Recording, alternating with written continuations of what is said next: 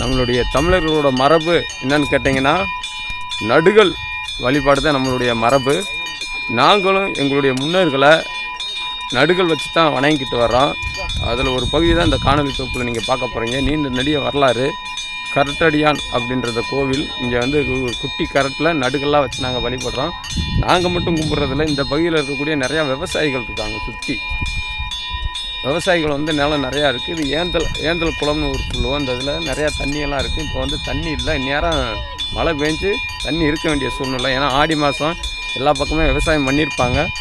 நாங்கள் வழிபடுறது மட்டும் இல்லை, ஆனால் இந்த பகுதியில் இருக்கக்கூடிய விவசாயிகள் வந்து எங்களுடைய முன்னோர்களை அவங்களும் வழிபடுவாங்க. ஏன்னா அந்த பகுதியில் வந்து அவங்க முன்னோர் காலத்தில் வாழ்ந்தவங்க, அவங்கள நடுகளாக வச்சு நாங்கள் வழிபடுறோம்.